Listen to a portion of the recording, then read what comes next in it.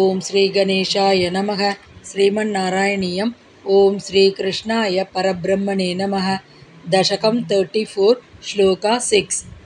శ్రుత్వా పుత్రార్తిఖిన్నం ఖలు భరతముఖాత్ స్వర్గయాతం స్వతాతం తప్తో దత్వాంబు తస్మై నిదధిత భరతే పాదుకాం మేదినీం చ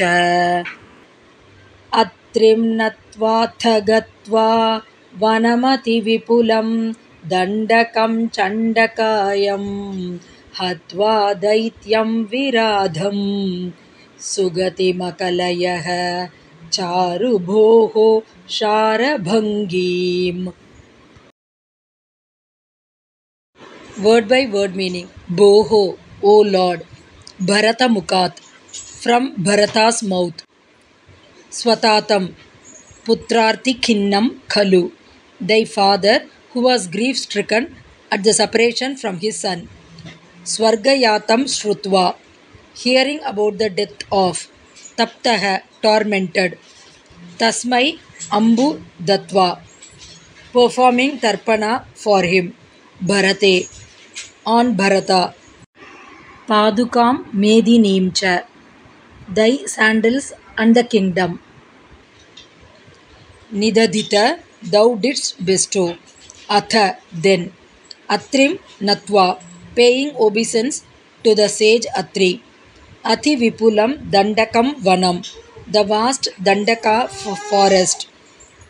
Gatva, entering. Chandakayam Viradham Daityam, the Ashura brother of ferocious form. Hatva, slaying.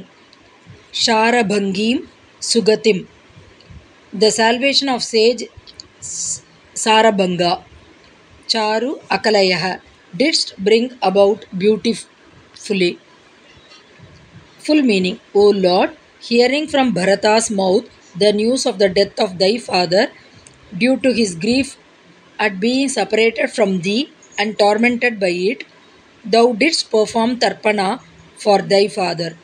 Then thou didst bestow thy sandals as well as thy kingdom on Bharata, and after paying obeisance to the sage Atri, thou didst enter the vast Dandaka forest and slay the Ashura Viradha of ferocious form, and then give salvation very graciously to the sage Sarabhanga. Om Tat Sat.